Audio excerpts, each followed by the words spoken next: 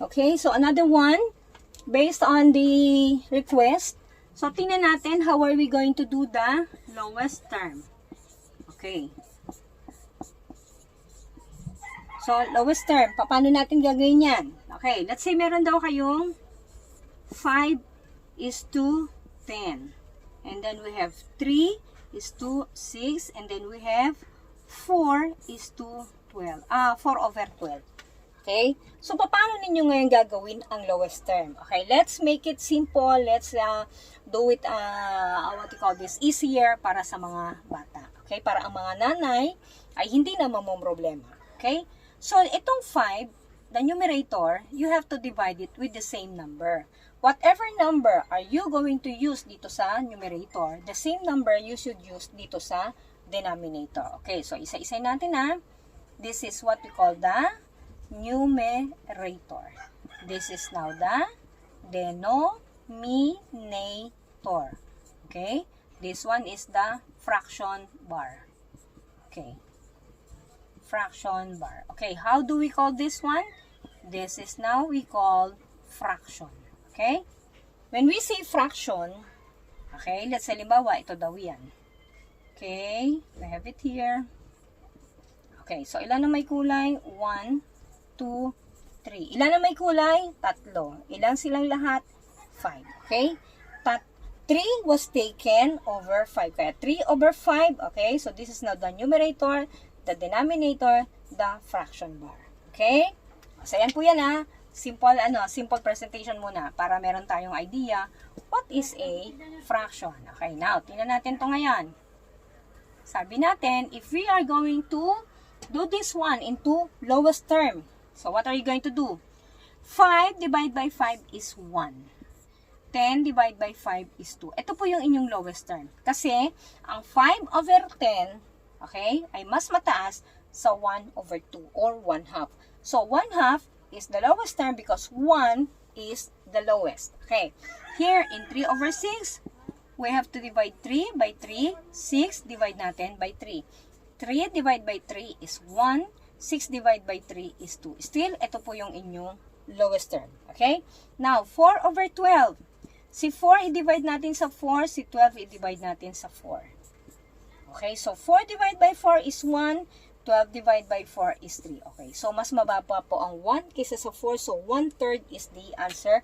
So that would be your lowest term. Okay, now, what if naka-encounter na naman tayo nang let's say halimbawa mas malaking number.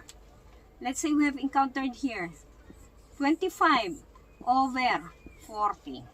And then we have 18 over 54.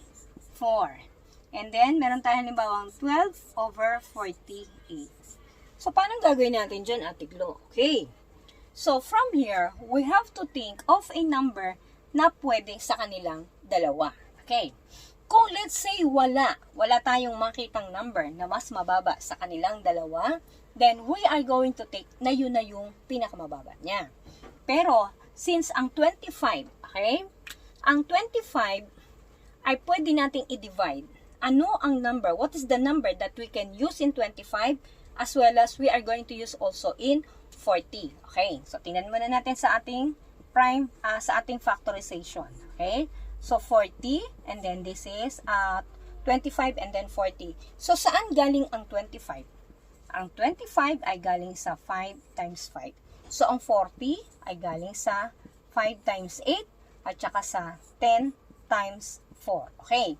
So, what number ang meron sa 25 na meron doon sa 4? So, we have here 5. We have here 5. Okay. So, yun yung common number niya. So, that is the number that you are going to use to both of them for you to be able to get the lowest term. Okay. So, how are we going to do that? 25 divided by 5. 40 divided by 5. 25 divided by 5 is equals to 5. And then 40 divided by 5 is equals to 8. So, this would be your lowest term. 5 over 8. Okay? Next, with 18 divided by 54. Okay? So, ang 18, i-divide natin sa 18. Ang 54, i-divide din natin sa 18. Paano gawin natin? Ang taas na nun, Ate Glo. Okay, so the same. Ganun pa rin ang gagawin nyo. Sabi nga sa inyo, 18 plus 18, and then plus 18 here. So 8 plus 8 is 16, carry 1, 1, 2, 3.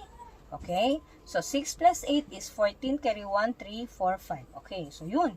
So ayan o, 1, and then 2, and then here we have 3. So 18 divided by 18 is 1, 54 divided by 18 is 3. So this would be your lowest term. Okay, now, isa pa. Another one, atigla. Okay, so we have here 12 over 48. Okay, so si 12, tingnan natin. Kasi kalimitan sa mga bata, they're always thinking na atiglo divide by 2. Okay? Kasi yun yung parang lagi nating naiisip na we can divide it into 2. Yes, it is. We can. But, in the lowest term, we should always think of the highest possible number that we can use for us to be able to get the lowest term. Okay? So, kung halimbawa nahihirapan kayo sa 12 kasi 2-digit number na. Okay? So, ang gagawin ninyo, mag-add na muna kayo. Ayan, no? So, 12 plus 12, again, plus 12, again, plus 12. Okay? So, 2 plus 2, that is 4. 1 plus 1 is 2. 4 plus 2 is 6. 2 plus 1 is 3. 6 plus 2 is 8. 3 plus 1 is 4. Okay, so ito ngayon yung inyong 1. Yung sagot nyo yun ng 2. Yung sagot nyo is number 3. Yung answer is number 4. Okay, so from here, kita natin. We can divide them into 12. 12 divided by 12. 12 divided by 12 is 1. 48 divided by 12 is 4. So, this would be your lowest term. Okay? So, ganun ha? Okay. Kasi, pagdating sa test ninyo, lahat ng instruction ninyo would end up into lowest term or simplify. So, whenever you see that instruction, okay, use to in lowest term or simplify. Whatever instruction, okay, whatever direction na makikita ninyo is either lowest term or simplify, iisang ibig sabihin nun. Ibig sabihin, pinaka mababa. Okay? So, now, tingnan natin dito. What if, halimbawa, meron tayong 21 over 28. Or meron tayong 11 over 18. Or meron tayong 3 over 10. Okay, so tingnan natin. What number do you think can we use in 21 as well as in 28? Okay, tingnan natin. Halimbawa daw, gagamit tayo halimbawa ng 3. Okay? So, tingnan natin. Saan ba galing muna si 21? Saan din ba galing si 28? Okay? So, laging ganito gawin nyo. Okay? Factorization. So, si 3, it comes from 3 times 7. So, si 28 galing sa 7 times 4 or 12 times 4. Yes. And then, saan pa? 28. Tingnan pa natin kung if there is still any number that we can use. Okay? Kung halimbawa sa 2, no? 28 divided by 2. Okay? Okay, excuse me. Still, that is 1 and then 4 times 2. Tama ba? Okay, so 2, 12 times 4, that is 8. Okay, so 4 times 1 is 48. Okay, so hindi ito. So, hindi ito, ha? Okay, so yan. Okay, so since this is 28. So what do you think is the number that we can use? Okay, so we have here 7 and then here we have 7. Okay, so yun yung gagamitin natin. Okay? Okay, so 21. Okay? 21 divided by 7. 28 divided by 7. 21 divided by 7 is 3. 28 divided by 7 is 4. So this is your lowest term. 3/4. Okay? Next, in 11 and 18. So ang 11, galing lang siya sa 11 times 1. No other number. Okay? Now, here, tingnan natin. Si 18, saan siya galing? That came from 9 times 2 as well as sa 6 times 3. And then, ano pa? Wala na. Yun din. Yun lang. No? Okay.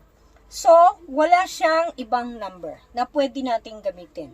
So, as is, eto siya. 18 over 18. Yan na 11 over 18. Yan na yung pinaka lowest term niya. Kasi we cannot divide na eh. Di ba? So, 11 pwede natin i-divide sa 11. Si 18 pwede natin i-divide sa 18. Pero kailangan kasi pareho. Okay? So, pakita ko ha. Let's say, si 11, pwede nyo i-divide sa 11. Is equals to 1.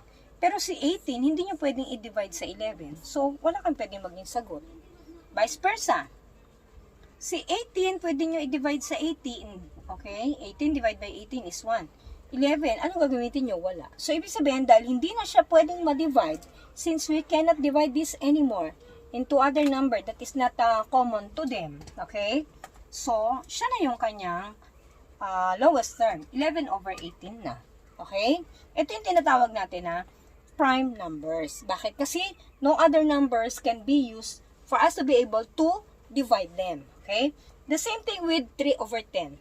What number are we going to use in 3? So, si 3, pwede natin i-divide sa 3. Pero si 10, we cannot divide it into 3. Okay? We cannot use 3.